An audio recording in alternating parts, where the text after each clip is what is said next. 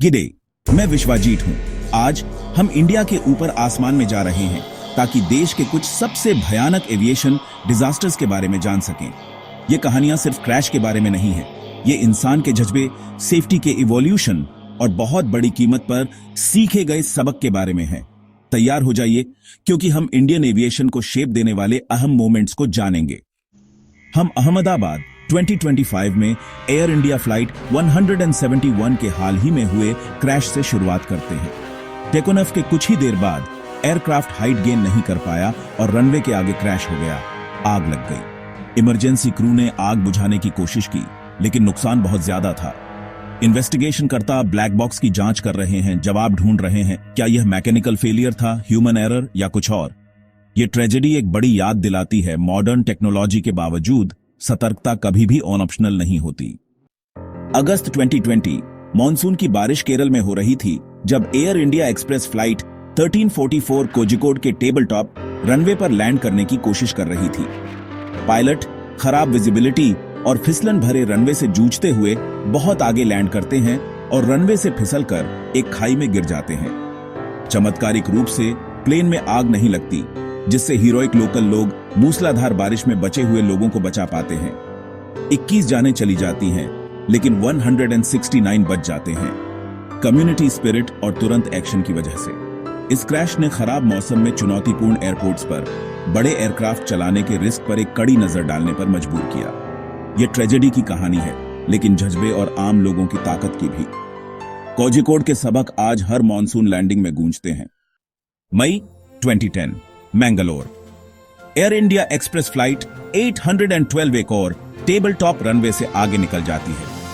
Captain नींद से जागने के बाद कंफ्यूज्ड था, को पायलट की वार्निंग्स को इग्नोर करता है और बहुत आगे लैंड करता है। प्लेन एक खाई में क्रैश हो जाता है और आग लग जाती है। 158 लोग मारे जाते हैं, सिर्फ 8 बचते हैं। जांच में पायलट एरर और कॉकपिट हायरार्की इश्यूज सामने आते हैं, जिससे बेहतर क्रू रिसोर्स मैनेजमेंट की जरूरत पर जोर दिया जाता है। मैंगलोर की ट्रेजेडी ने ट्रेनिंग को फिर से शेप दिया, यह सुनिश्चित करते हुए कि कॉकपिट में हर आवाज सुनी जाए। नवंबर 1996 हरियाणा, 2 बड़े सऊदी अरेबियन एयरलाइंस और कजाकिस्तान एयरलाइंस दिल्ली के पास हवा में टकरा जाते हैं। गलत कम्युनिकेशन और भाषा की बाधाओं के कारण कजाक क्रू सऊदी जेट के रास्ते में उतर जाता है। इस टक्कर में सवार सभी 349 लोग मारे जाते हैं, जिससे यह दुनिया का सबसे घातक मिड एयर क्रैश बन जाता है। यह डिजास्टर गंभीर कमियों को उजागर करता है, खराब इंग्लिश प्रोफिशिएंसी और कोलिजन अवॉइडेंस सिस्टम की कमी। इंडिया सभी एयरक्राफ्ट पर TCAS अनिवार्य करके जवाब देता है, एक ऐसा बदलाव जिसने तब से अनगिनत जानें बचाई है। Charkhi Dadri global aviation safety में एक टर्निंग पॉइंट बना हुआ है। नए साल का दिन 1978 एयर इंडिया फ्लाइट 855 बॉम्बे से उड़ान भरती है, अरेबियन सी के ऊपर अंधेरे में ऊपर जाती है। एक खराब इंस्ट्रूमेंट कैप्टन को एक घातक लेफ्ट टर्न लेने के लिए धोखा देता है। क्रू कंफ्यूज्ड क्रॉस चेक करने में फेल हो जाता है। 747 समुद्र में गिर जाती है। 2 मिनट से भी कम समय में 213 जाने चली जाती है। क्रैश स्थानिक डिसोरिएंटेशन के घातक खतरे और कठोर इंस्ट्रूमेंट ट्रेनिंग की जरूरत को रेखांकित करता है। इस रात के सबक ने दुनिया भर में पायलट ट्रेनिंग को बदल दिया। अक्टूबर 1988 अहमदाबाद इंडियन एयरलाइंस फ्लाइट 113 घने कोहरे से नीचे उतरती है, पूरी तरह से इंस्ट्रूमेंट्स पर निर्भर करती है।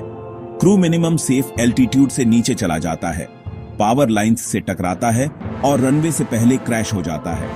135 में से सिर्फ 5 बचते हैं। जांच में पायलट एरर और खराब मौसम में प्रोसीजर का पालन न करने का आरोप लगाया गया है। इस ट्रेजेडी ने इंस्ट्रूमेंट फ्लाइंग के नॉन नेगोशिएबल रूल्स को मजबूत किया। अगस्त 1991 इंफॉल इंडियन एयरलाइंस फ्लाइट 257 पहाड़ी इलाके से उड़ते हुए बहुत जल्दी नीचे उतरती है और कोर्स से भटक जाती है। पायलट पहाड़ियों से अपनी निकटता से अनजान थांगजिंग पहाड़ों में क्रैश हो जाते हैं। कोई जीवित नहीं बचता। कारण निर्धारित फ्लाइट पाथ से भटकना और सिचुएशनल अवेयरनेस का नुकसान। इस classic controlled flight into terrain disaster से इंडिया के चुनौतीपूर्ण क्षेत्रों में सख्त अप्रोच प्रोसीजर हुए। यह अनुशासन और सटीकता के महत्व में एक गंभीर सबक है।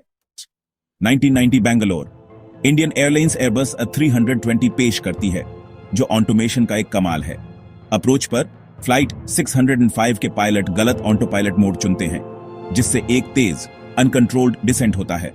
प्लेन रनवे से पहले क्रैश हो जाता है, 92 लोग मारे जाते हैं। दुर्घटना ऑटोमेशन के बारे में बहस छेड़ती है।